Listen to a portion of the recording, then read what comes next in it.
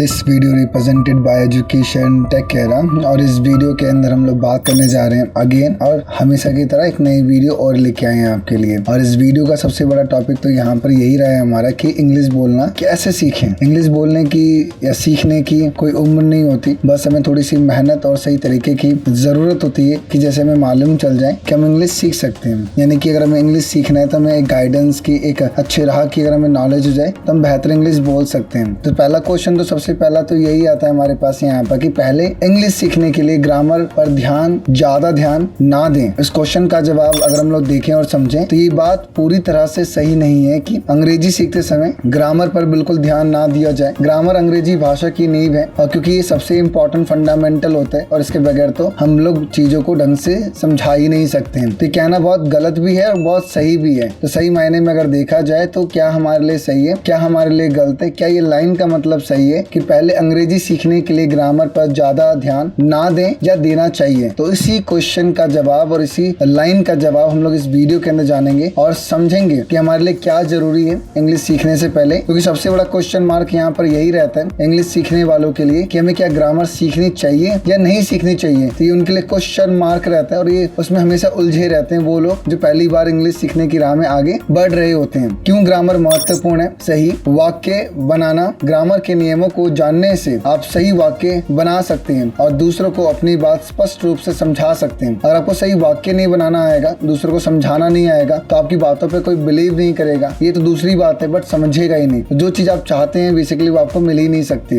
अर्थ समझाना या समझना। ग्रामर के नियमों को समझने से आप दूसरे द्वारा बोली या लिखी गई अंग्रेजी को बेहतर ढंग से समझ सकते हैं। और ये बात सच है, जब सही तरीके का अगर आपको अंडरस्टैंडिंग अगर होगा तो आप जवाब भी बेहतर दे पाएंगे क्योंकि आप समझ पा रहे हैं। अच्छा, विश्वास बढ़ाना। जब आपको ग्रामर के नियमों का ज्ञान होता है तो आप अंग्रेजी बोलने से अधिक आत्मविश्वास महसूस करते हैं। तो ये भी एक सबसे इम्पोर्टेंट टॉपिक होता है इसके अंदर यहाँ पर। तो इसकी बेहतर अंडरस्टैंडिंग हमारी बढ़ जाती है। लेकिन यह भी सच है कि शुरुआत में ग्रामर पर बहुत अधिक ध्यान देने से आपका उत्साह कम हो सकता है। बात सच है क्योंकि आप स्टार्टिंग में ही एकदम से उन सब टॉपिक के बारे में समझने लग जाते हैं जो आपके लिए सही भी नहीं होता है, क्योंकि आप सब कुछ रूल रेगुलेशन को फॉलो करने लग जाते हैं। एम कहाँ लगाना है और इस एमआर के चक्कर में आप अपना यहाँ पर डायरेक्शन चेंज कर देते हैं। इन सिंपल वर्ड में अगर बोला जाए तो आपको स्टार्टिंग में बहुत सारे रूल रेगुलेशन बता दिए जाते हैं जिसकी वजह से आप सही डिसीजन नहीं ले पाते और एक सही सेंटेंस नहीं बोल पाते। तो स्टार्टिंग में आपको ध्यान देना है, मगर इतना ध्यान नहीं देना है कि आपका सारा ध्यान प्रिंसिपल में ही उलझ जाए। आप थोड़ा ध्यान दें और इतना दें काम आपका चल जाए। हमेशा याद रखें कि शुरुआत में ग्रामर पर जो ध्यान देना है आपने बहुत लिटिल बिट देना है। शुरुआत में आपको क्या करना चाहिए? बोलना शुरू करें। ग्रामर के नियमों को पूरी तरह से जानने से पहले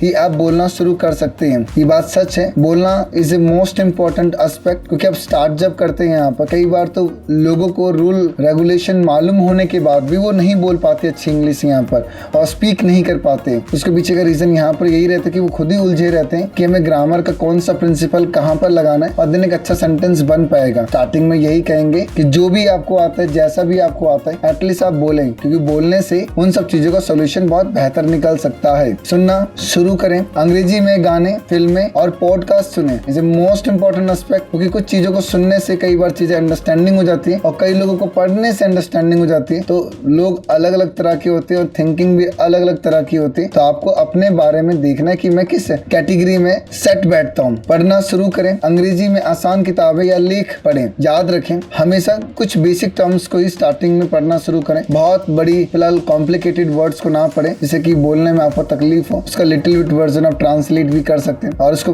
ट्रांसलेट कर करके पढ़ भी सकते हैं। इससे आपकी वोकैबुलरी भी अच्छी होती जाएगी और आप बेसिकली कुछ चीजों के बारे में जानना भी समझ पाएंगे और कुछ चीजों के बारे में अंडरस्टैंडिंग भी आपकी अच्छी बढ़ेगी। लिखना शुरू करें। अंग्रेजी में डायरी लिखें या दूसरे को ईमेल करें। अभी तो इतनी बड़ी शायद उम्र नहीं है, बट ये वीडियो सभी के लिए, कोई प्रोफेशनल भी हो सकता है यहाँ पर इस वीडियो को देखने वाला, या कोई स्टूडेंट भी हो सकता है जो कि स्कूल में या कॉलेज में पढ़ रहा होगा। तो कई लोगों के लिए ऑप्शंस हैं यहाँ पर जो जिनके पास ऑप्शंस हैं ईमेल से अपनी इंग्लिश स्पीकिंग की स्किल को या इंग्लिश में लिखने की स्किल को अगर इनहांस करना चाहते हैं तो ईमेल का मेथड फॉलो करें। और जिनके पास ईमेल का प्रॉपर मेथड नहीं है या वो किसको मेल करें तो इससे बढ़िया आप डायरी में समथिंग लिखें जिससे कि आपकी अंडरस्टैंडिंग और भी अच्छी हो। क्योंकि जब आप पढ़ के लिखेंगे तो आप अंडरस्टैंडिंग के अच्छे लेवल पे पहुंच पाएंगे। ग्रामर कैसे सीखें? सबसे बड़ा क्वेश्चन मार्क तो यही इस वीडियो के अंदर कि ग्रामर सीखने का सही तरीका क्या है। आसान से शुरू करें और शुरुआत शुरुआत में सरल वाक्य और वाक्य संरचनाओं पर ध्यान दें। हमेशा याद रखिएगा, स्टार्टिंग से छोटे छोटे वाक्य बनाएं, सेंटेंस बनाएं और उसके माध्यम से अपने आप को आगे की ओर पुश करें। अभ्यास करें, जितना अधिक आप अभ्यास करेंगे उतनी ही जल्दी आप ग्रामर के नियमों को सीखेंगे। सबसे बड़ी चीज यहाँ पर ये होती है, छोटी छोटी चीजें हमको लगते हैं कि हम 2 मिनट में कर लेंगे तो आसान है, बट अब छोटी छोटी चीजों को ही अगर कंप्लीट करते हुए जाएंगे तो एक समय ऐसा भी आएगा कि आपकी एक अच्छी खासी फिलहाल प्रैक्टिस हो जाएगी और आप उसके बारे में अच्छी तरह से जान पाएंगे। गलतियों से डरे नहीं, उनसे सीखें। कई बार हम बहुत अच्छे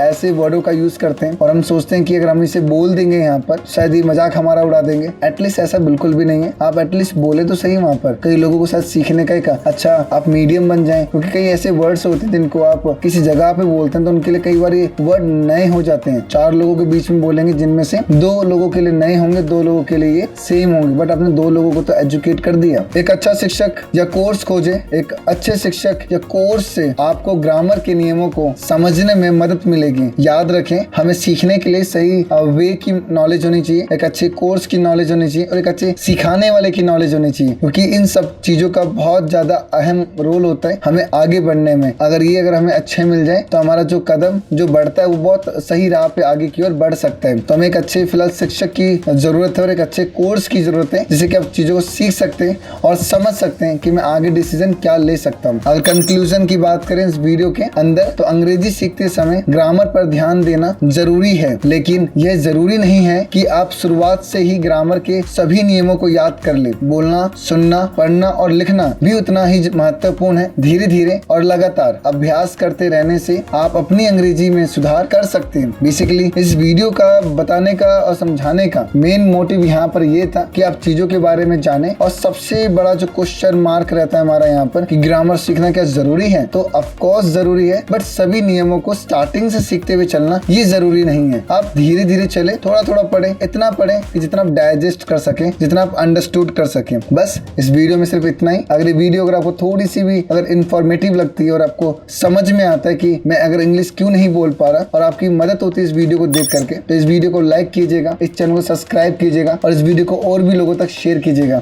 थैंक यू।